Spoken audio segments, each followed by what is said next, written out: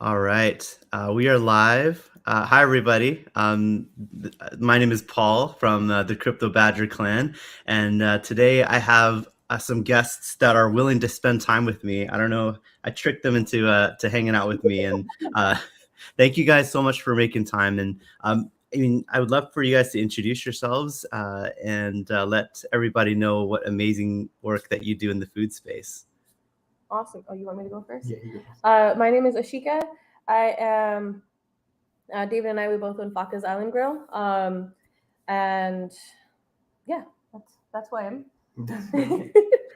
Hi, I'm David. I'm co-owner of Faka's Island Grill. We've been doing this since 2013.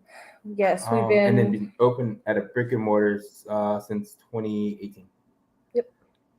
I love, David, how you're looking to Ashika to confirm everything. Yeah, the timeline, man, stuff started moving fast for us.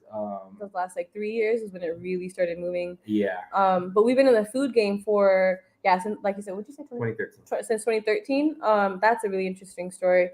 And we Yeah. kind of struggled, learned our way up, and then when this opportunity landed in our lap, it was like, oh my gosh, I gotta figure this out real quick. And is that the private catering, the private catering business? Yeah. So how it started was I won a business plan competition from the college I was going to at the time. I was actually in school to be an RN, and I had no interest in being an RN. It's just like what I was talked into doing because I was like a failed serial entrepreneur. Like I've done every single business you can think of. I've got a long track record, and my family was just like, look, you should go be an RN because work is steady. And I was in the RN program when I saw this flyer for a business plan competition, and I'm like, bet I'm gonna try it out. And so we won it. And we took that little 5K and flipped it into we got a taco cart and a wok for a deep fryer. A wok was as big as our dining table right here. It was freaking huge. We went to the swap meet, the outdoor flea market, and got one of those burner stoves. And that's what we would sit our wok on. It was campfire equipment is what we were using.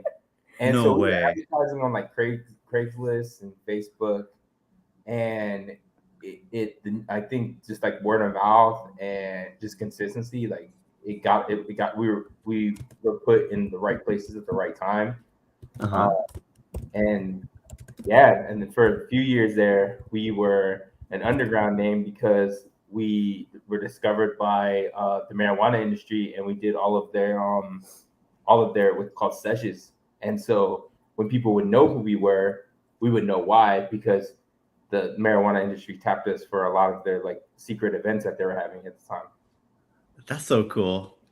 Before I forget, I wanted to make a couple points. The first one is I don't think, if you guys are an entrepreneur, I don't think saying getting into a certain industry because it's stable is the right way to sell you, right? And the second thing is, if you mentioned the marijuana field, I guess you still ended up in the medical field somehow, right? I can tell my parents that. Yeah, they'll be really proud. But that's so cool. I love the story Ashika, thank you so much for sending that story to me a couple of days ago.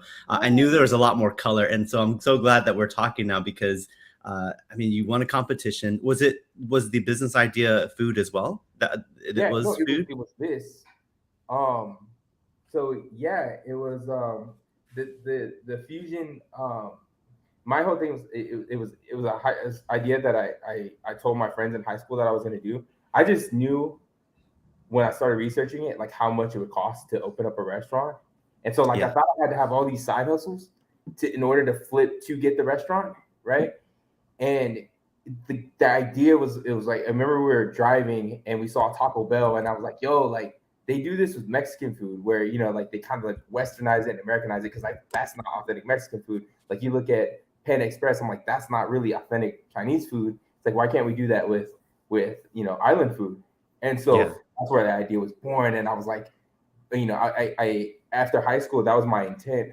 I tried to talk some buddies into doing it, and I was gonna go do there was these fishing trips in Alaska at the time. A lot of Samoans do it where they go up there and And the reason I got that idea is because one of my cousins who dropped out of high school, he went and did it and went up to Alaska, came back like 3 years later. And I mean, he bought him a house, he bought his parents a house, and like everything was on his credit. And I was just like, well, that's a way to be able to flip to get the restaurant. And so like I told my buddies like, hey, you guys go to, one go to culinary school, one go to business school, and I'm gonna go work my ass off and go into fishing in Alaska. Yeah, that never happened. But you know what? But I love the work ethic, and I heard about that too. Where in Alaska, like because there was so much money being generated from fishing and oil, I guess they were paying people like a huge premium just to be out there, right? Was that what it was all about? You would go on it's like a huge, almost like a cruise liner, the size of a cruise liner, where they just catch. It's a commercial. Do commercial fishing, and so you live on this boat for like 3 months at a time. And so that's what my cousin had done, right? He was living on this boat like 3 months at a time. Would come back, would chill for like 2 weeks, and then would go back out. I mean, he left when he was 18. He came back at like 21, and he looked like he was 30. Like, it's rough. You'll get like 4 hours of sleep, and you're out there for 3 months. And he was like, it's rough. Like, you are able to stack up money, but he was like, but it is hard. It's a really big industry for Polynesian people, Samoans especially, because they like them. They like guys that are like bigger and that can carry a lot of stuff. And so like that's I have a few family members that are up in Alaska doing that right now. Oh, right on.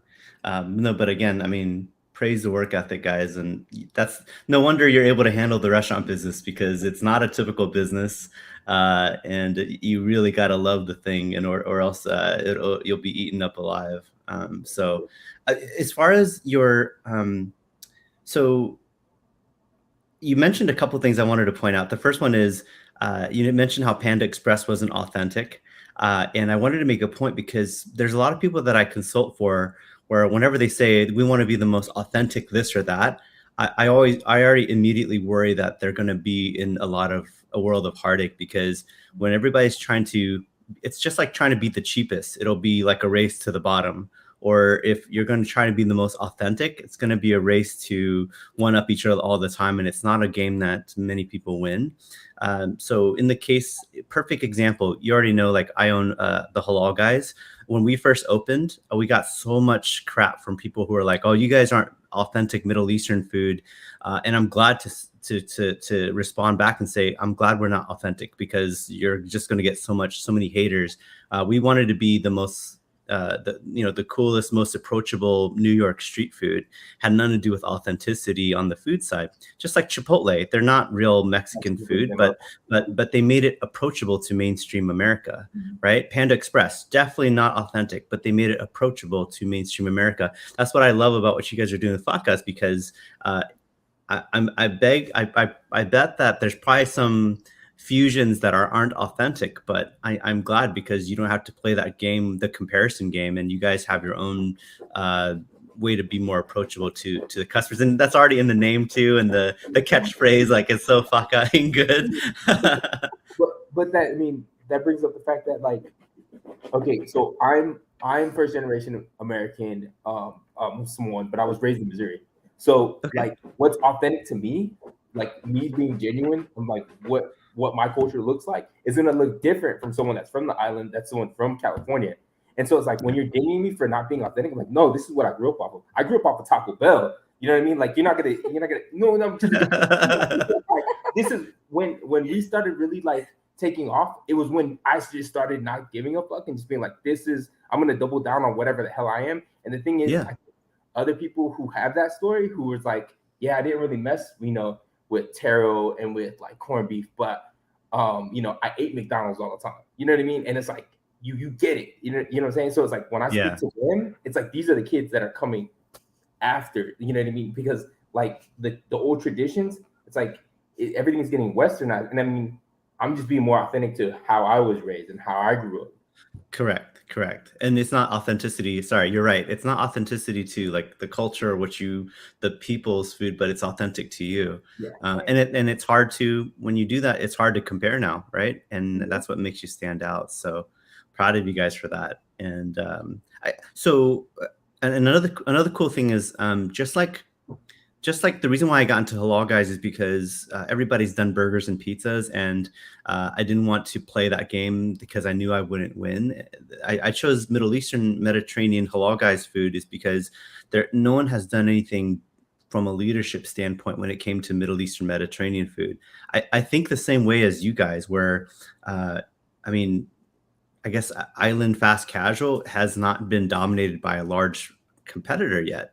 And people love the food. And so I think there's a lot of growth space for you guys. And so I'm excited to see what's possible. And I know you guys had some questions. I know you guys asked me privately, but I mean, I'd love for you to ask here and maybe we can brainstorm some ideas and some things that have worked well for other brands. So if you guys don't mind, I'd love for you to shoot away with those questions. Oh, yeah.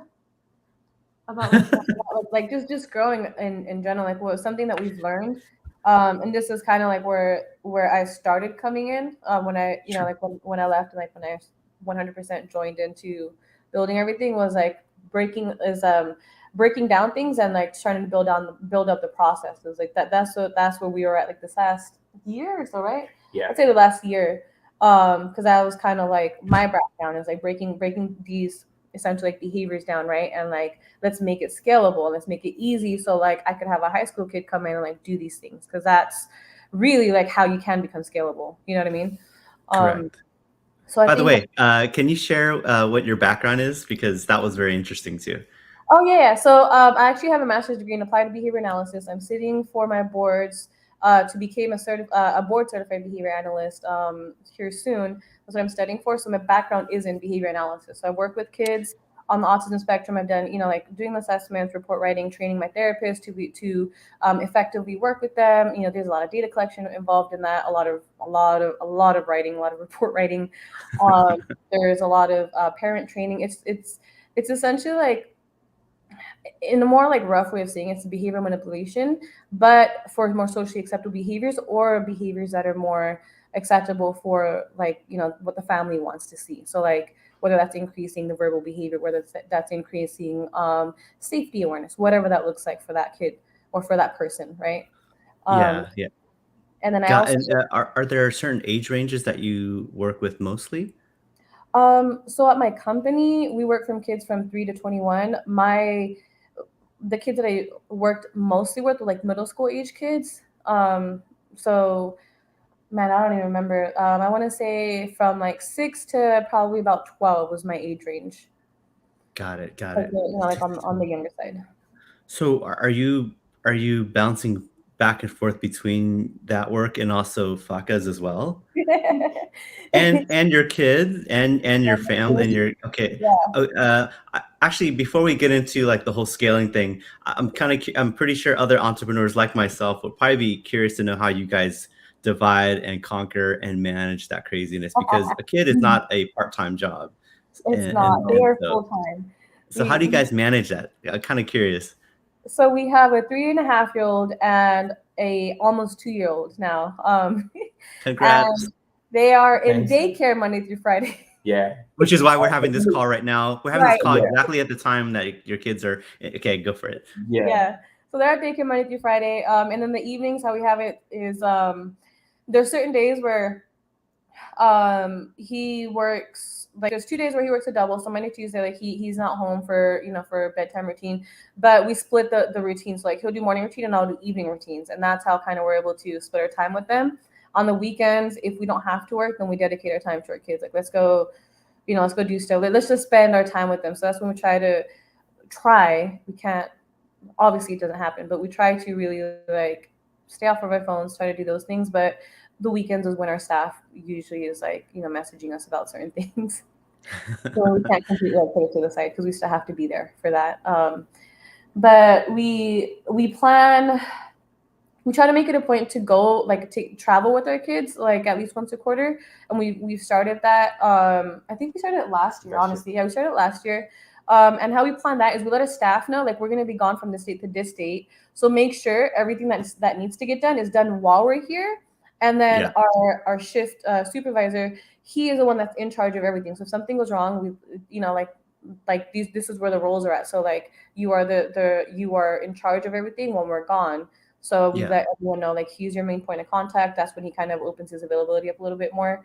And we kind of go on these trips checking on them, but not too worried about them because our staff is really good. We got really blessed with them. Yeah. Nice. It's all about the people, right? The team. None of that stuff. None of that stuff happens without a good team. So I'm really proud to hear that. I'm kind of okay. One thing you didn't mention, and I'm trying to be better about this too, is how do you guys spend time together? So date night, and that kind of stuff. Yeah. So usually, again, like, we're blessed with it takes a village. You have kids, right? I do. I have 2 kids. Yep. So as you know, like, it takes a village. So we are lucky enough to have his sister. She lives about an hour away. So like, if we really like, we're really needing like that time alone, like for date nights or like a weekend away, like we ask her to take the kids. Or if we're in Vegas, I'm from Vegas, my mom is up there, so she'll take the kids and like we can go get a room or something. But if we can't do those date nights, then we use Fridays as our days of, okay, in the morning we dedicate to us, and then in the evening, or like, the afternoon, evening time, we'll do work stuff, and then pick up the kids, because then. Got it. I love that's actually really important. So I didn't mean to turn it into a couples session or anything, but no, I'm always curious to know, because everybody I know struggles with like how to make sure the family and the health and mental health and the business runs onto this. So I'm pretty sure that's value for folks that are here too. I'm kind of curious, do you guys see like the chat on the side? Do you see people responding to you guys and saying hi? Oh, like comments. No, we were on there we are. chat. Oh, wow. Wow. Cool. There's a couple folks who are saying hi. Hey Eric, hey 2BR3, man, I hope that's a real person. That they seem like a really nice robot. Yeah. But early so what started this conversation, why we're having this live stream today, is because you're asking some questions about how to look for real estate and how to scale the organization. And so I was kind of curious to know, I know you guys are currently operating in Santa Ana, and are you guys currently I guess, what would be your time frame in terms of opening another location? And I guess I would love to know the story behind that question. Okay. So our second location is at the Enclave in Torrance. It's off of like. Oh, that's right. Yeah. Yeah. So that one, as of yesterday, the timeline is they're anticipating opening in September. Yeah. We just got confirmation yesterday. Yeah. Nice. That's exciting. Yeah. And that's going to be in the food hall that Andy is developing, right? Yeah. So our goal was to, we understand the demographics. Where we're at is predominantly Latino, and good for us. Like, kind of we won over the community, right? Like, we crossed over, and that was the whole thing with us. Is like, I feel like if we cross over, like, we can go anywhere. So then, but we wanted to hit Carson, Torrance, Long Beach area because that's where our demographic is heavy, and so to be able to cross over and then to come back, that's like big for us. So like, and then even with the we were already searching in that area, but then we when Andy announced that he was doing that location, it just kind of like all the stars just kind of aligned. And we're like, all right, bet, let's move. Go there. Yeah. So his background, like everyone knows, like David Samoan. I'm Fijian, so like I'm still the Islander community, but I'm Fijian Indian. So that's kind of like where like we really want to hit is those areas where there is like the Polynesian, the Micronesian community, the Indian community, because you don't see Indians venture off away from like the Indian restaurants or like the gas stations that they own. You know what I mean? So like that's what we're really trying to get into those communities. Yeah. Got it. And do you happen to know? And do you happen to know if the Torrance Food Hall? Are you seeing the response? Yeah, auntie and uncle. Yeah, we got family in here. Nice. So happy to see that. But so Andy's food hall, I'm really excited about that too, because every time Andy does something, he attracts a large crowd, and so many people need to know that Faka's is out there. So I'm really excited about that one. But that one's more of like a food hall location, right? Are you guys also like the third location, I guess, is the one that, are you trying to build more of a brick and mortar, or are you enjoying the food hall setting? No, Kind of curious about that. We wanted to tackle a brick and mortar, a standalone location. Yeah. We want to tackle standalone. Our goal is to start building a track record to show like potential investors. We've already had people approach us about investing, even buying us out, and we just feel like our valuation is based on one location, which isn't fair. So that's why we're trying to build up this track record.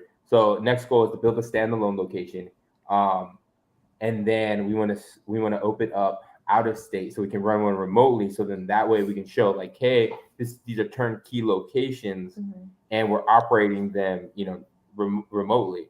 And I feel like that would up our stock. Got it. And the shift supervisor you mentioned earlier, I mean, they would probably be the ones that kind of grow with you, become more of like the corporate staff and all that. We actually want to, like we want to make it a point to like our staff, like I said, like our staff, like we're super blessed with our staff. Like we have, like we'll shout them out. Like we have Jake, Sonia, Andrew. Like those are our OGs. Like those guys are like number one. Like we couldn't so we had we created Faka's. Faka's wouldn't be here without our staff doing what they're supposed to do and like making sure that like the food that's coming out is how we want it, right? Is how it should be. The customer service, like you're making sure that everything is working well. With that being said, we do have a plan to grow our staff within the company. And like we've already talked to them about their future roles and how we're going to move them forward. So that's like another way we have like the employee, the staff buy-in, because now like they have ownership of Faka's and like, this location, like whatever it's going to be. We're very like passionate about that, because like we're very passionate about the culture that we create in the kitchen, because like it's not like you're coming into work. I hate going to work and like not enjoying my job. I will like, you know what I mean? And like, so like when we do our interviews, when we bring people on, it's very much about the culture. Like this culture, if you can get along with each other, if there's anything going on, like we need to know about it so we can address it right away and fix it. If it can't be fixed, then maybe not a good fit for our kitchen, because like we know our people, so it's been a we have really low turnover rate. Like super low turnover rate. So whatever that is, so what I believe is that I think of it like vanity metrics, right? People like to measure likes and engagements and stuff like that, and don't really care about too much of those KPIs. What I think about is the things that are really hard to measure tend to be the most important. So if there is a way to measure culture, like how many, like I think every company's still trying to figure that out, and that's why culture at places like Chick-fil-A and Apple just destroy it, right?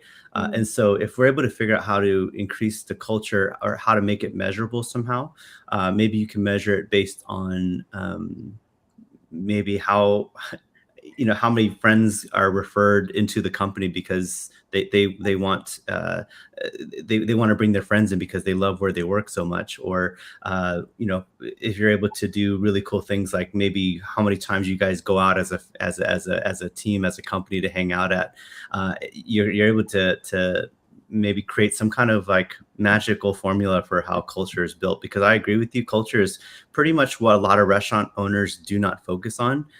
And that's going to be the biggest competitive advantage. So I'm so happy to hear that you guys are focused on that. You guys, and it shows with how you guys talk about it, and also have the low turnover. So that's really cool. Well, as far as real estate is concerned, and you guys label yourselves as fast casual, right? Yeah. Fast casual. And as far as real estate is concerned, I mean, are there? I've checked you guys out, and I'm wondering, are you guys probably looking at, if you guys went into a traditional setting, it's probably going to be around maybe 1,200 square feet, 1,500 square feet. Is that what it's probably going to look at? Okay. Yep, no more. Got it. So, a couple thoughts, if you don't mind me sharing. I think you guys are at a very interesting place right now. Are you guys also capitalized to do a third location bandwidth wise too, or Torrance needs to kind of play out a bit? Torrance needs to be play out. Yeah. Got it. Okay. Okay. Well, we can absolutely talk about this and revisit this, but as far as real estate is concerned, my thought is, I think that if you guys do go for the 1,200, 1,500 square feet sweet spot, that would be amazing. Another thing is, I would recommend you guys go after second generation spots. Yep. Old restaurants. There was a company that I consulted for a long time ago called Freshie, and it was actually during the time that there was the financial meltdown, the economic collapse in 2008. They were able to scale, so they were able to open like maybe 50 locations in a year because a couple of things: people got laid off, and they had severance packages and didn't want to be susceptible to to someone else, dictating their career. They also found really tiny spaces that used to be old restaurants, where they were able to convert a space that would normally take maybe 400, 500,000. They were able to build these stores for half the price. And because they were able to take over the old restrooms, infrastructure, it's already permitted for restaurants, and gosh, their sales and their profits were the same, so they made their money back much, much quicker. And so I think we're in this interesting place right now where a lot of restaurants have gone out, unfortunately, and it's not because of bad real estate, but because maybe the brand is old and tired, or the operator's like not very good. People still need to eat. So I would focus on that, because if you're talking about raising your stock, raising the valuation of your company, I've been able to help companies get acquired or go franchise much quicker when we're able to say that, hey, we can build these stores for a fraction of what McDonald's costs, and we still do the same sales. Or you can say that, instead of paying $1 million for a McDonald's, you can build maybe 3 or 4 Faka's Island Grills for the same price, and you can do penetration, and so that's a much more compelling story. So second generation spots is absolutely the focus, and I think right now, real estate is important. There's things that you need to look for, like traffic, walking traffic, who you're next to, all that stuff is important. I won't discount that. But because people make decisions now based on their phone, or what they see on social media, and because of third-party delivery, I feel like AAA real estate, where you're overpaying, has lost its allure. Of course, the ideal is to be on main and main if you have all the money in the world. But most of the brands that I've consulted for, they've been able to be in, if this is the main intersection you need to be in, if you're in the center, maybe the next block away, and you're still able to have ample parking, it's convenient, you're still visible, that's a much better play than trying to get the best real estate out there. As you can see, a lot of cool mom and pops and holes in the walls, they're not the most convenient locations. And it's okay, because the food is good, and you're still convenient enough. And once they fall in love with your brand, if you have a good social media presence, then it's just like an investing principle. You're diversified. You're not too dependent on AAA real estate. And everybody fights for the same real estate anyway, so you don't want to play that game either. So I don't know. Does that answer? Hopefully that helps somewhat. No, that's quite a lot. We were already targeting second gen location. I think, but the issue that we were having was because we didn't have a commercial broker, we were just looking off of like LoopNet. I mean, even Craigslist sometimes. Like I would just go on there like late at night and just like search around. I mean, even it's funny because like even certain locations, like they're not supposed to work, and I'm like, yo, I can make this work, because my whole mentality is like, dude, like you give me a taco car, I'll give you a restaurant. Because we've been like working with like our story. Yeah, that's what kind of our story. Like, yeah, I'll MacGyver this shit to make it work. But so even when it comes to like real estate that's less desirable, I'm looking at like, oh man, that the address is 420. That I could use that. I can if you can work, so it's actually one of those things where if you can make it work, not trying to say don't go into the best trade areas. You still want to be in the right areas, in the right density. It's all about convenience, right? But yeah, I mean, if you're able to show that you can operate and thrive in a regular type of location, that probably proves the concept better than if you're on like Sunset and Vine. I mean, you're supposed to make it in Sunset and Vine. True. And if you fail, I mean, and let's think about the contingency plan. If you fail on Sunset and Vine, you fail spectacularly, right? But if it doesn't work out in a smaller street, you know, the damage isn't too hard as well. You know, if you're talking about backup plans too. You got an excuse to like, yo, I not was in an hood. excuse, but it's like look, like, you know, the sales, everything is here, but like this was like our biggest barrier was the fact that we're the location. Like we have like, you know, whatever, like there's like you know, like a bunch of transients or like all this activity is hard. There's no parking, you know, like there's like, right. We have those like, you know, environmental barriers that we can control. Right now we're dealing with oh my gosh. So downtown Santa Ana, they're destroying downtown Santa Ana. They're building a streetcar. They're not destroying it. They're tearing up the road. It's so hard to find. It is so hard, and we're still surviving. So it's like, man, you've thrown COVID at us. You've thrown this shit at us. Like it's been like one thing after another. It's like, man, we're still here. So yeah, that's true. During COVID was really interesting.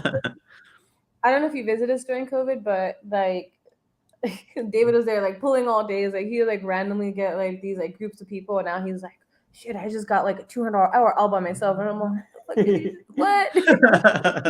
That's crazy. Yeah, that's crazy. Well, it's so keep that story with you, because I think the best companies that will thrive are the ones that were able to say that they thrived during COVID and they thrived during construction, and the business model is they call it anti-fragile, right? You're not so everybody can do well during good times. How'd you do during the bad times, right? It's like it's that relationship thing where you're like, if you can't deal with me at my worst, you don't deserve me at my best. Well, that's actually kind of where like Faka started, was like during a really rough time in our lives, but specifically in David's life. Like that's where it like really started, was in the time where, like, you know, I sent you the story like where his sister passed away, and like that's kind of where it. Well, we stopped. Well, actually, we stopped initially. I gave up on the food stuff. Like, it was just a hard time. So, it was a hard time, and then, so we left for like a year, and the reason I came back was to sell it. I had people that were just like, yo, like I want to buy it. It wasn't Faka's yet then either. Yeah, we were going by our old name. We were going by our old name. Yeah. And what was your old name, just for everyone's reference? It was called Dia. Deeya. Dia. Deeya.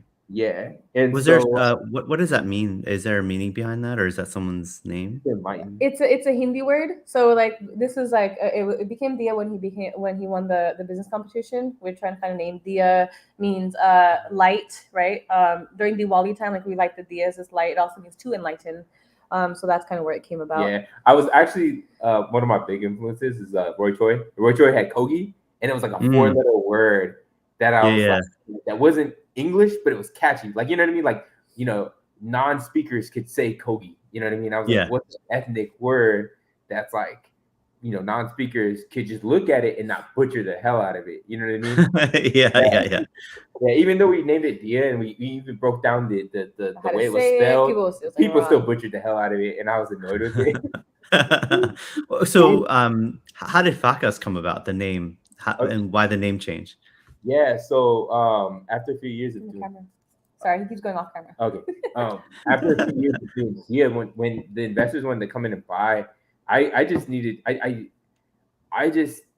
came and did a pop-up for like a month and a half, right? Mm-hmm. I did a pop-up and I just was there to put up numbers. I didn't want anything to do with the food restaurant industry anymore. So backstory, what happened was I had a sister that she came out to us when we were doing 626. Yeah, 626. And so like my family, like they're supportive, but like, man, she saw it. We had a line, like a crazy line when we did 626 market and OC night market. And she was like, Dave. Like, we had 5 people there. Yeah. It was just 5 of us. It was me and him, our niece and nephew, and then one of their friends. But the line was ridiculous. Yeah, and we were pushing our orders. It's just like at the product. But she straight up said, she was like, man, like you got something. She was like, I see it now. You know what I mean? Because my parents are kind of like, like, you know, what are you doing? Like, you want to flip burgers? Like what is this? You know what I mean? Yeah. So yeah, she was gonna finance us. She wanted us to move out to Texas, and then, you know, she got cancer, and then I just hated the restaurant industry for like a long time just because it reminded me of her. But yeah, I came back just to sell it. But I don't know. What ended up no, I'm sorry about what happened, and I mean you came back to sell it, but something must have happened, or maybe the story that you told yourself changed. Like, everything shouldn't have worked. The pop-up spot, the reason I was only there for a month and a half is, how should I say this?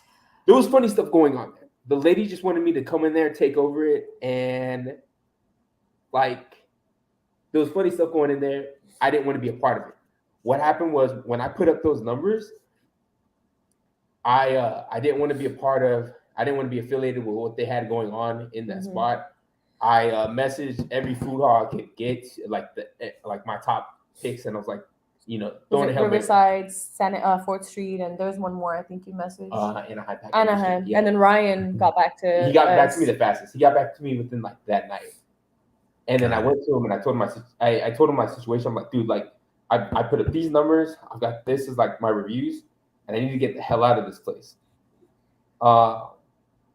He was like, all right, I got the spot right now. If you want it, you can go and have it. So that's how we got into Santa Ana. Yeah. And then actually, while we were at the pop-up, within that 6 weeks, we were already getting offers. We had like 3 or 4 more offers that came in to just buy you guys out. For investors. Yeah, to buy us out. And so when I talked to Ryan, like, the best advice he I mean, like, I've ever gotten, he was just like, dude, like, if you got these kind of people that are interested, you got something. He's like, keep going. He was like, it's not going anywhere. He's like, keep going. And I just felt like there was so many signs in like the universe that was like, I really believe in, like, I mean, I pray a lot and just like think about that stuff a lot and talk to my sister a lot.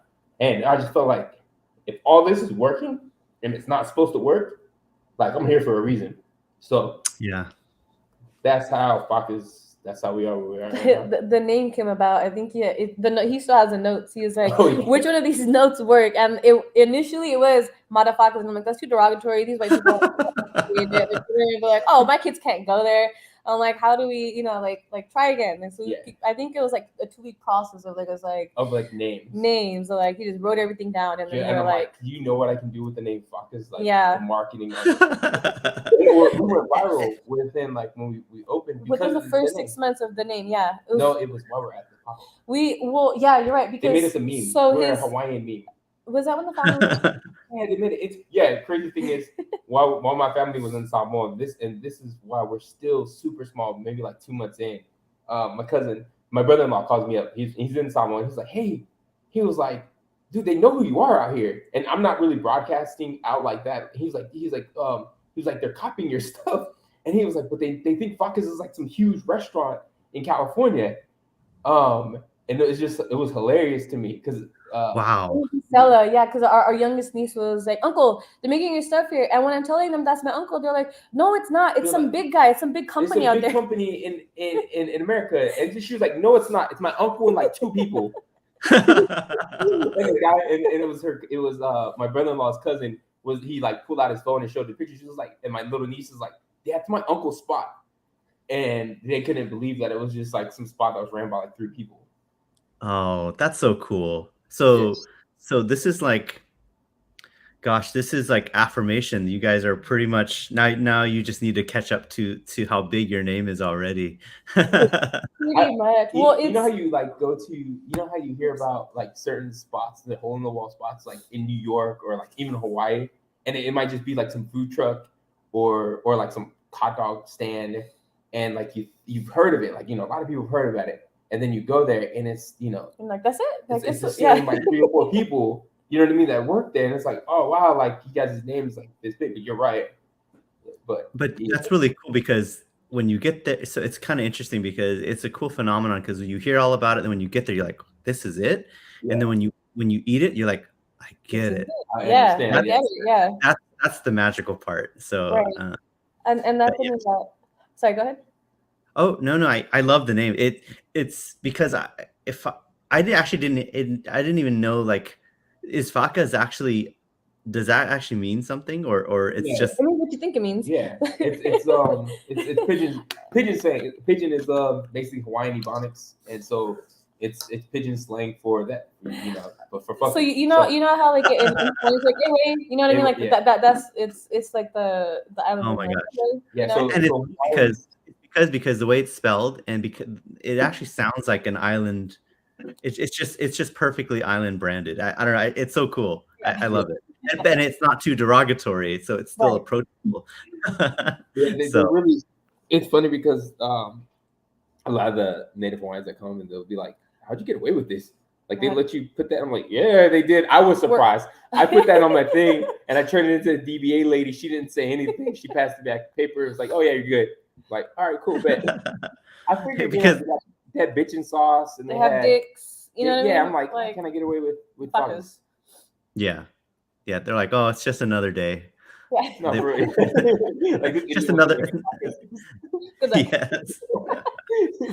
Well, I'm kind of curious because I'm in that business. Do you guys have, because you mentioned investors, do you guys plan on accepting or raising money to build more stores, or are you guys fascinated with franchising, a little combination of both?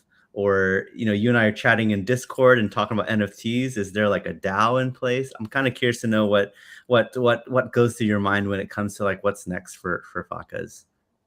So the first two parts of it, right? Like accepting investors or franchising, we're actually open to both of them. The thing with the investors, and like David keeps talking about this from the get, is like strategic investors. So like I don't want to take your money if you're not going to be of value to the company. Like bringing on the right people. Yeah. So, if someone's specialty is like, I'm a contractor. I've built XYZ restaurants. So I could see the value in that. Or, if someone's, like, oh, I'm a marketing guru and I've done this brand, this brand, and this brand. I'm like, okay, I would see the value in that. So we don't really. So like we're very picky about it because the opportunities have always been there. Like it's been blessings to been like, okay, like someone saying like, hey, here, take my money. But we, like you said, we want to move with the right people, because once you partner up with them, it's like, man, that's a relationship. That's it's a marriage. Business marriage. Yeah, it's a marriage. So it's like I have to know, like what you're bringing to the table, because we want to make sure that we're a good fit. Yeah. Again, I bring back the relationship thing. Like, it's like 10,000 times worse to be in a bad relationship than being single, right? And so I would rather not grow than if I ended up getting into business bed with someone who just is ruining the brand and giving you guys a hard time. So I get it, and I love that. Well, we also have like really, really early experience on, like, we don't like this is, so David is a lot nicer than I am, and like I don't give a shit, so I will tell people this, but David's the one who holds me back. But like early on, like we did Coachella as Dia, right? And it was like literally 4 of us, like just like 3 days of like no just busting our ass. We did a Coachella like VIP. Coachella like VIP event is what we did. It was called Vistal Village, right there in Palm. All right, hold on. Like, I don't pause. I don't. No, like, I can't pause. Like, I understand, like, everybody knows everybody in this industry, and so like I'm very. If someone did me wrong, like, that's between me and you. Like, I don't. The way I see it is, we were so little. You want to screw us over. So we like this guy like burned us, right? Like he really burned us, and we trusted him. You know what I mean? Like said all the right things, all the stuff. Stuff's gonna happen. So like we learned early on, which is why we're so protective of like why we're so selective of like who we partner with, because we learned that so early on. But like our thing really is like if someone is that small and you're willing to screw them over, like why should I trust you when we're bigger? Yeah. Because if you can't handle the little things, I wonder how you're going to handle the big things. If anything, it's just going to be magnified. Right. Was this person already invested? Like they invested into you guys, or not? You guys dodged that bullet. No, we dodged that bullet. He wanted to manage us, which is I don't like for what. Do manage? Yeah, what do you manage? You know what I mean? Like, and like, but like he did like they did end up being a big loss because like essentially like they promised us that they would pay it. You know, it was a big thing. But like again, like that just shows the type of person that you are. That shows your character, and like we're not down for that. You know what I mean? Yeah. Like so like we try to do right by everyone. Like that's literally our mantra. You know what I mean? Like always be good people. So if you're not a good person, like I don't want to mess with you. These circles that you're around in, these people now want to invest in, and now it's like okay, like what does that really say about these people though? You know? Yeah. No, I'm glad you're saying that. I think a lot of times when people are just so interested in growing, just like the honeymoon phase, they overlook things and they're just so excited, or they want to grow more. They're more interested in growing more stores than growing strong stores. And to be honest, I've seen a lot of brands who it's a shame. Like they could have been great, but because they got into just one or two bad franchisees that took advantage of them, or they sued them, and the legal fees ran the brand to the ground, all because of one decision to partner up. And so I don't mean to scare you. I mean, partnerships are also, I think we're better together. So it's actually kind of like it's really, really good or really, really bad. So I'm glad that you guys are more cautious. And I think that if you guys are doing the right thing day by day, it's okay if you guys miss a couple opportunities. Just like, for example, like, Shake Shack or In-N-Out Burger, they're not in any rush to grow. There's so many burger brands that ended up blowing up the scene, and they're just nice and steady, just doing the right thing and building a strong audience, and not a lot of external stuff bothers them as they grow. Yeah. So, and I think you guys are still pretty early when it comes to like island fast casual. I mean, no one's has taken the leadership role in my experience yet, and the pie is big enough for multiple anyway. So I think you guys are in a good place. Yeah. I'm like I know another company that's pretty similar to us, and like even if they become the Panda Express, we become the Sticks. Like Pick Up Sticks is still pretty big. You know, like I'll be like, you know what I mean? And so it's like, you're right. There's a lot of room to grow. And I think of it like I actually think of it like it's okay. I have to bring this up. NFTs. People always say that we're early, right? Yeah. So I always say that, just like Gary Vee says, NFTs right now, not even 10% of people even know anything about NFTs at all. So just know that if you guys are continuing to just do right by folks and keep promoting the Island Fast Casual brand, instead of fighting for scraps with the other island concept, like, why not unlock the other 90%? Why don't you guys both do well and make it more approachable and be in the same centers as Chipotle, Panera Bread, Panda Express? It's funny because you're speaking my language, because you even name dropping the same people I name drop, because when people ask, they're like, are you trying to compete with such and such? And I'm like, no, I'm trying to, and they think I'm joking. And I look at them now and be like, I'm competing with Panda Express. And they're like, okay. And I'm like, no, this serious. Like in 10 years, 20 years, I'm going to be Penn. Like I'm going to be up there. I'm going to be a threat to them. Like, and so it's like, you're comparing me to other little mom and pops. And that's cool. Like I love, like I support, like, the mom and pops, the legacy spots, you know what I mean? But it's like, their goal is not my goal. And it's like, my goal is the scale. And like, you said something earlier when you said that you really do have to be built for this industry. Yeah. And you have to be wired for this industry. I'm not going to expect my daughters to be wired for it, because it's like, they're not cut from the same. If they don't have it in them and they don't want it, it's like, cool, go do what you want. But I built a process. Just don't sell this shit. You know what I mean? Like I built this cool. You know what I mean? Like if you want to go, I don't know, Doctors Without Borders or whatever, like run around. You want to go do RN, just like how my family is telling me, yo, you have my blessings. Go do that, because I'm not. I know what it feels like to try to be forced into something that you're not that thing. And so it's like, I'm not going to do that to my kids. So and then we talk about like scaling with like how certain brands don't worry about the speed, right? Mm-hmm. Like when you look at Krispy Kreme, when you look at In-N-Out, like how long they were just like those small spots for a long time. They've been around since the 60s. You know what I mean? Yeah. And even what's the other brand that's just blowing up? Cane's. Like Cane's been around for a long time, right? Yeah. And now everyone's seeing Cane's. Now everyone's seeing Chick-fil-A in the last 10 years. And it's like they stay. Oh, what's Portos? I'm a huge fan of Portos. Like they don't have that many. Portos is huge. Yeah. And they went public.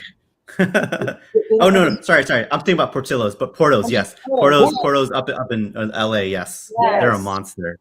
Yes. And then we got like 4 locations. I think I have more. They might have 6, but still, like it was just that one. But they've been around since the 60s. Yeah. And they're consistent as fuck. Yep. Like, prices are low. And one location does more sales than I think all of my stores combined. So yeah. It's okay. I don't care. Have 4. It's fine. I would be okay with 4 as well if you did those kind of volumes, right? But they've been around for that long, and they're not in a rush to you know. They're not in the rat race, right? Like that's right. Right. So with that, at the same time, though, we're not opposed to franchising. We just want to do it with the like. There still has to be like. We don't want the franchisees to like butcher the Fakas in, because that's what ends up happening sometimes. Is like the franchisees, because like we can't say this is what you can and can't do, right? If I understand. No, you more licenses. Yeah. Oh yeah. So, yeah, I agree. Again, it's also just choosing bad partners is the one the way you slowly die. You die by 1,000 cuts. So it's interesting when I talk to franchisors, you know, people that might be in your position in the future. What I found is actually some of the best franchisees are actually not even restaurant owners. They are actually corporate executives that are used to following systems and structure. Yep. And they're very coachable too. The worst franchisees end up having too much experience. They can't unlearn their experiences. Like, for example, you wouldn't even want a McDonald's owner because they're so used to operating with a bloated staff of like 20, 30 people, and they can't control their labor. Also, they're used to having their workers just accept orders combo 1, 2, and 3 instead of actually having a real live conversation, which I think the Faka's culture is all about welcoming, right? And community and family. That's not something that McDonald's is known for. True entrepreneurs are like the creatives. They're going to want to be creative, everything, and change everything. I don't think you really want that kind of franchise partner either. From my experience, actually internationally, even deals I've closed overseas, they've always been corporate executives and people who are just they're coachable, and they have business success and they know how to run large organizations and teams, but they also are used to compliance and systems as well. So just wanted to throw that out there. It's been like a landslide of success. That's actually interesting that you say that, because the best staff that we've had are staff that don't have experience in the kitchen. Yep. Like our lead, like he's, you know, like he's like our number one. He has the experience, but he's also very coachable. He had to unlearn a lot of things. He did, yeah. He had to unlearn a lot of things. And another thing that he wasn't used to is being able to be very candid. Like, I want you to, because right now we're building the structure of what we're going to build everything off of. But I need you to rip it apart. Like, find every thing that's wrong with it. Like, I don't care. So he was very hesitant to come to us and be like, hey, how if we do it this way? I'm open to that. I'm like, cool. Yeah. Bet. Like, what's that? What's that look like? Or what's the advantage of doing it like that? So he now he knows that, like, the communication lines are open, and if things do need to be changed, that we're very open to, and we have I have no ego when it comes to that. I really have like very limited restaurant experience, and I think that's why I'm very open to hearing And I think that's why you guys are doing well too. You don't want to be too deeply rooted to where you can't change, So I love that. And to be honest with you, to this day, even though I've been doing this for about 20 years, I still can't cook. and so I actually have a huge appreciation to people who can and who run a tighter ship than I ever can. And I get out of I hire incredible people and just get out of their way. Right. So I don't want the business to be as successful as my knowledge. I want it to be better than that. Yeah. So yeah. Right. So well, that's actually funny because when we first started, like my mom, right? Like my mom's like an amazing cook. But when some of these are her recipes, I'm like, okay, mom, like how do I make this? And she's like, okay, so sprinkle some of this, saute it. I'm like, oh, but like, where is it written down? What's the time? How long? She was like, look at the color and look at the color. And I'm like, I can't do that. Like, and she was like, and then you're in there and like, just does it smell right? I'm like, Ma, like this curry is like, how do I make this like because one of our biggest things is we use our own curry in our marinade, right? And in on a few things, but it's like my grandma's recipe, so that's like pulling teeth. But like that's where like you even like that's where a few of our things came from. So like that's not our specialty. It's okay, but then you have a better appreciation for that too, right? It's huge. No, for sure. Yeah. That's too funny. Well, I mean, we're heading up on the 1 hour mark. I wanted to be respectful of your time because I know your kids are getting out soon, right? No, we're good. We just have some staff training after this, a staff meeting. Okay. Yeah. Well, I'll leave that to you. But I mean, I don't know if you had any final questions or anything that I could be of service to, because you and I we'll be chatting in Discord anyway. But are there any questions that maybe could be better explained in person, or something that might benefit other of the community out here? Would love to help. And also, if you don't, just would love to have people know where they can learn more about you guys and see what you're all about beyond, of course, your Instagram handle. Actually, I got a quick question. I was approached by go for it. The manager saying that we needed to show more of our face and tell more of our story. But like, okay, how do you feel about it? Because as a halal guys, I don't think it's not your face, your story, right? Like, are you or do you make that separate? Well, I'm a franchisee though. Gotcha. So actually, so I'm in a partnership where my partner Thomas, he is more of the face of the company. But for us, because we're franchisees, we want to highlight the franchisor more. So his name is Ahmed. He's based in New York City, and he's the one that does more of the press, constantly staying in the news, getting articles, stuff like that. So you guys, as the owner of the brand, it's actually on you guys, just like that ridiculous real estate agent that has their face everywhere. Because but you guys are so, I mean, I'm not just because not only because you guys are here, but I mean, you guys are such a joy to talk to, and you guys have such a warm presence. And I hope to see more of that, because that's what draws people in the beginning. This is another thing about franchises.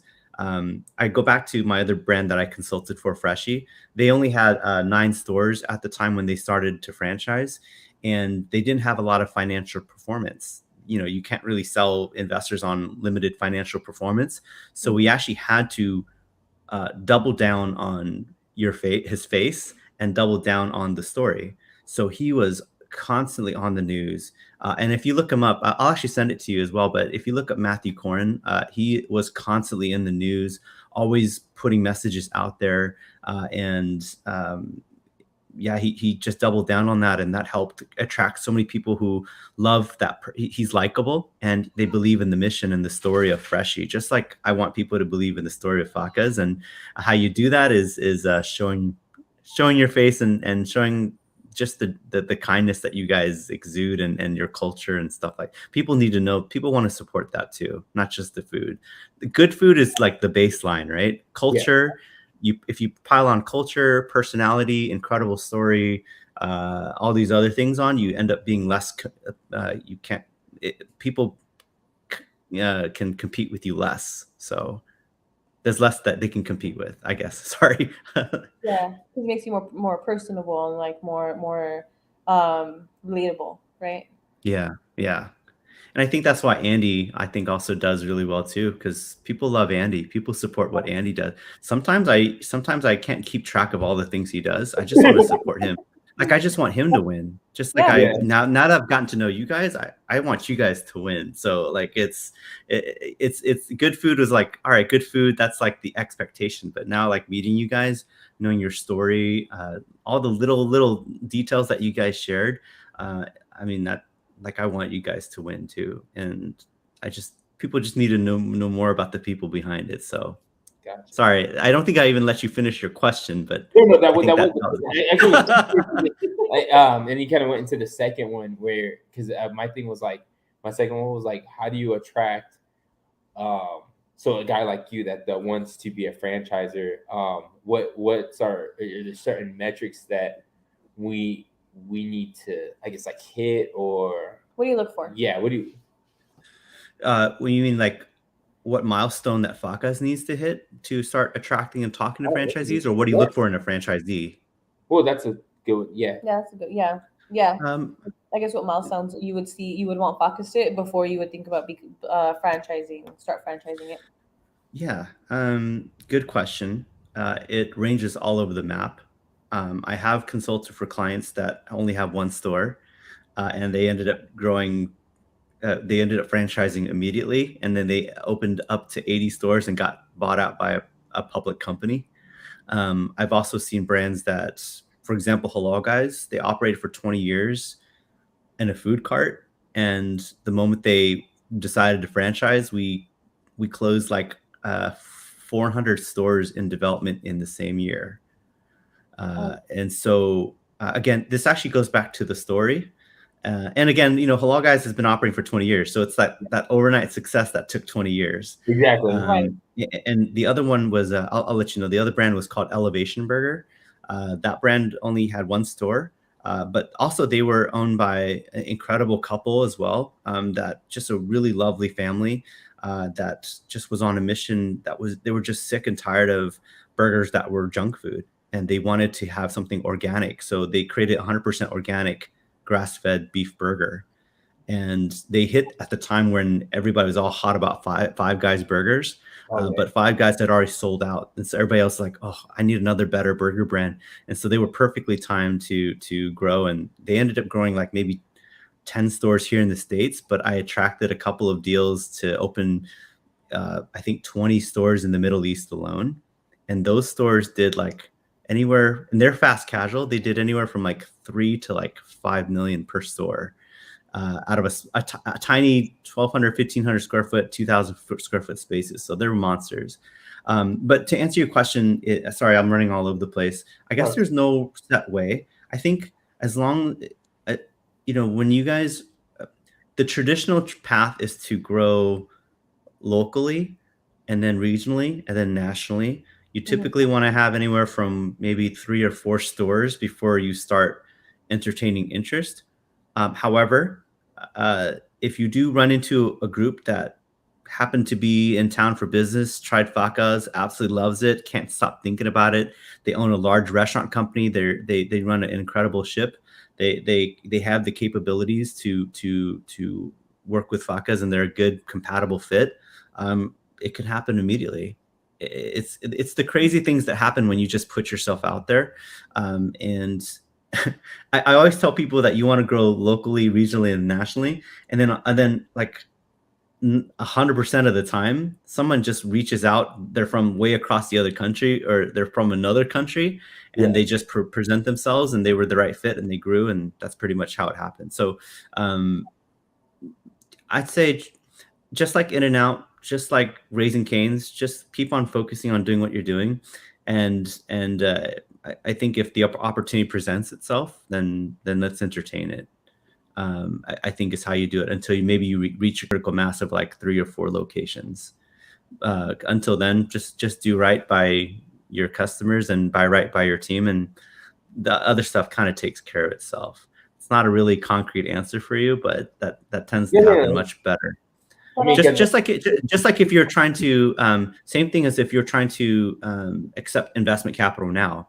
You're not going to get a good valuation. You're going to get shitty franchisees and people who probably need support that you can't give yet. You know what I mean? So same thing. Just keep doing the right thing and show incredible numbers, and keep maintaining the culture, and that stuff comes naturally. Gotcha. Got it. Which is what we've been doing. So that's good to know that we're on the right path, because sometimes it gets hard to see that. Yeah. And franchising is like a bright, shiny object, right? And so don't get me wrong, I've made a pretty good career out of selling franchises, but I'd say it's harder to sell franchises for a brand that's unproven, and they're not interested in, they can smell profit breath, where they're just interested in the money part, so yeah. Makes sense. Same thing like NFTs, I guess. I've been dying to get into NFTs because like we've been I've been heavy into the space for like a few months now. He goes awesome. That's like another hour-long conversation. Well, no, because like we met off of Crypto Badgers, and thank you guys. I got I think we got 4 of them, but like I've been trying to. I'm really excited with what with FFU and seeing what they're gonna do with it, because I know they're gonna blow the doors, like the gate, like wide open. So are you going to be on their? Hopefully, I mean, it's going to be recorded, but they have an AMA today at 3:00 where they're actually going to get into the details of what they plan on. Right now it's a lot of hype, and so now it's time for them to actually deliver what actually is going to be the utility of their NFT. And so I get the honor of hanging out with Andy and Kevin, and they've shared a lot of cool things that I think will be pretty transformative for restaurants. And so I'm excited about that too. So I'm glad we're all kind of in the same circles on that.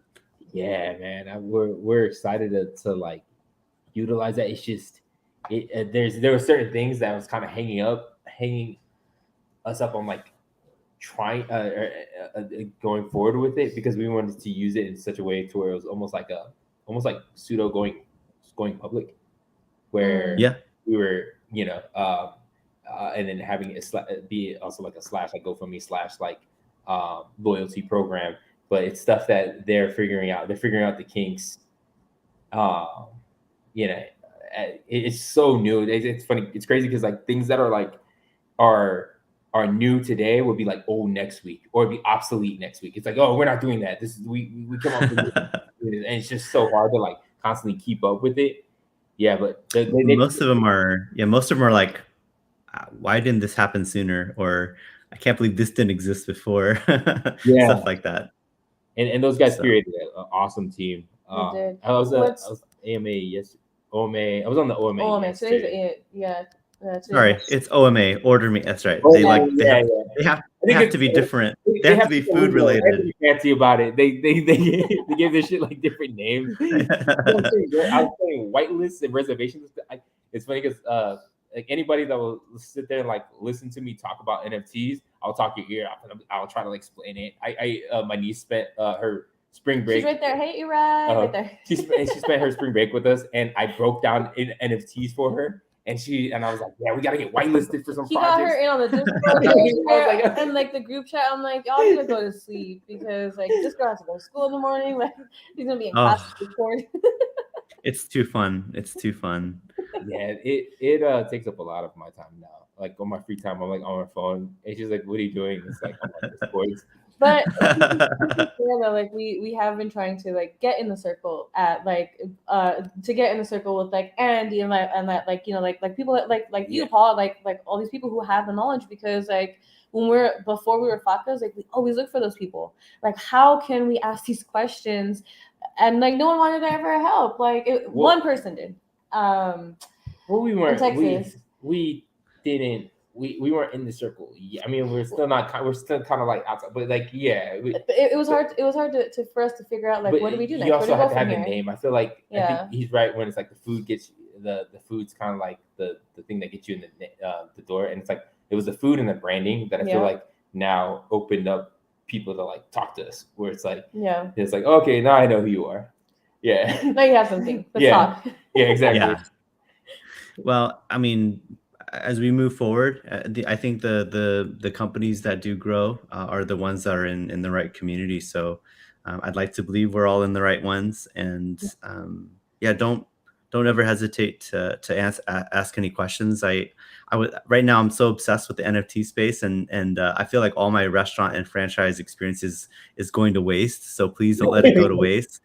Feel free to ask away. It's my honor, and if this can be the built-in utility for the Crypto Badgers, exactly. It's my honor. So It's ask away, okay? You have people in there that consult for you. It's like, hey, like I've franchised before, like you franchised before, and I know how to do this. And then it's like you have other people that have other specialties. Like, hey, my other guy does this. He can do a consulting thing. There's just so many possibilities of like how you can build utility on different projects. Yeah.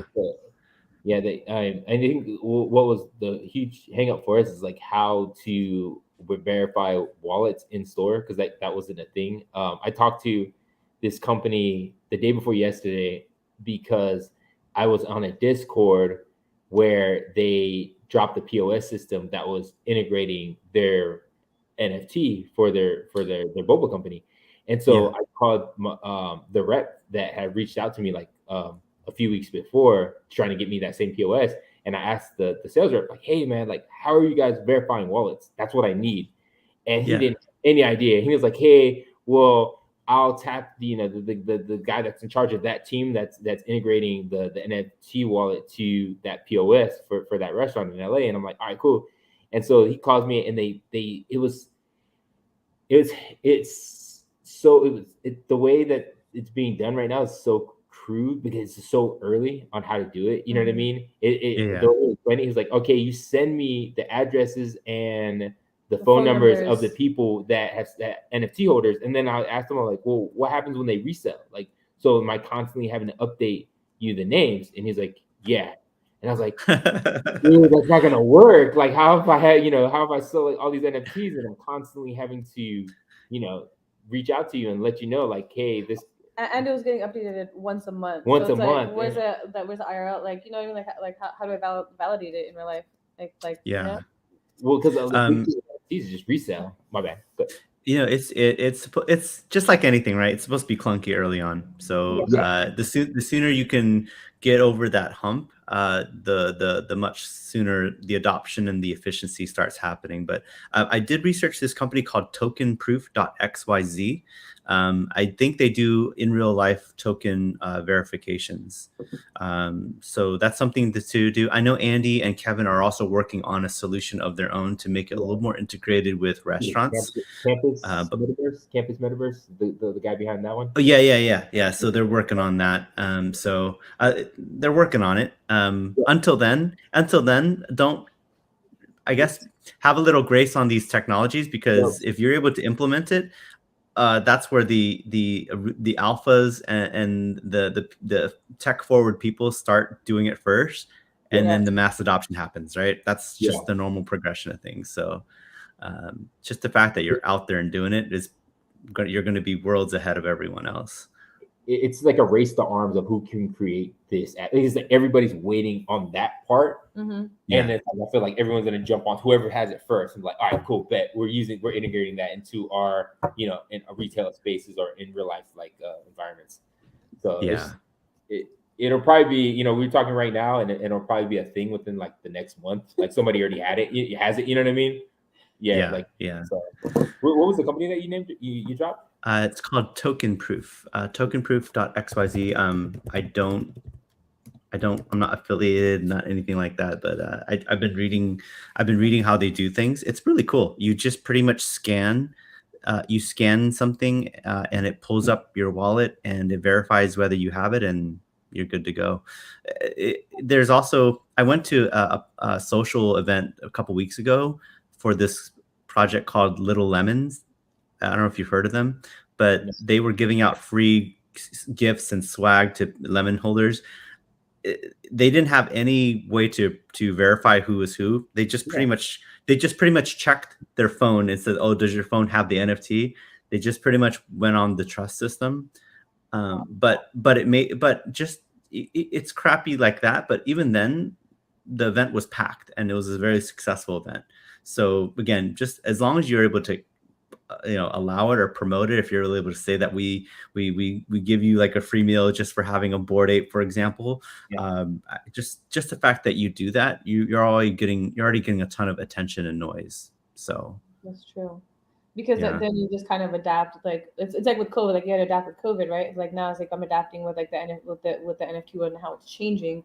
So now it's like, oh yeah, I wasn't able to verify, then I'm able to verify now. Like Or if you're able to say we accept cryptocurrency now, and like people are like, oh, I actually want to go and see how that works. Yeah. And so they become new customers that you would have never had before, and you might attract a better service provider too. Like a service provider comes, checks it out, like, actually I have a better solution.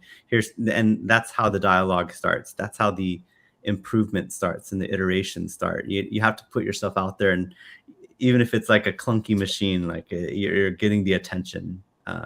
So, and that's also setting you guys up for franchising as well, because over time, labor costs, food costs continue to go up.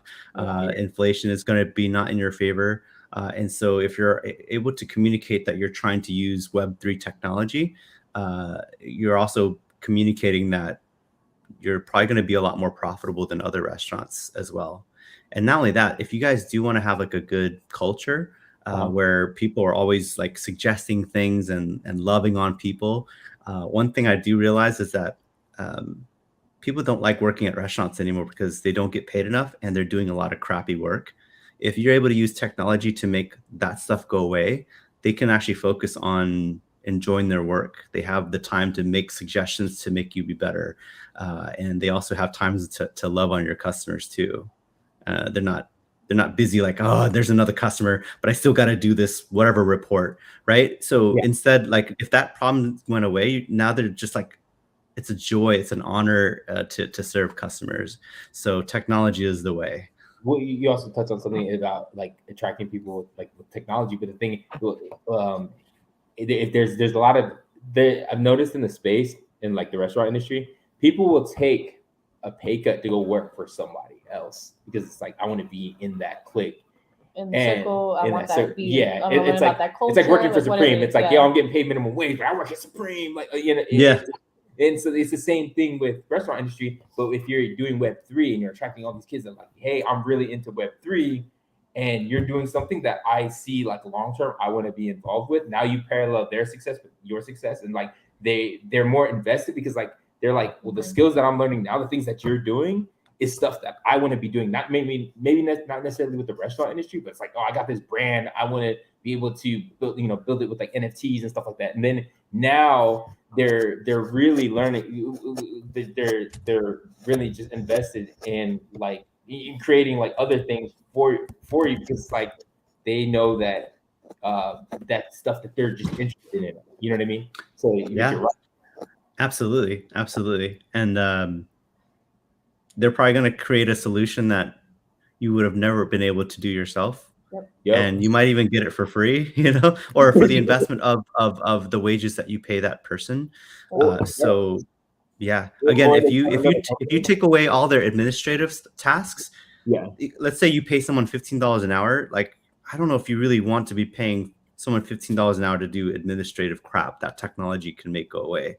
Right. I'd rather you pay them $15 to have the free time to build raving fans that come to your store every week, and they end up generating $25,000 for you based on repeat and referral business, or they come up with a technology or a system to make you save like 10% of your net profit.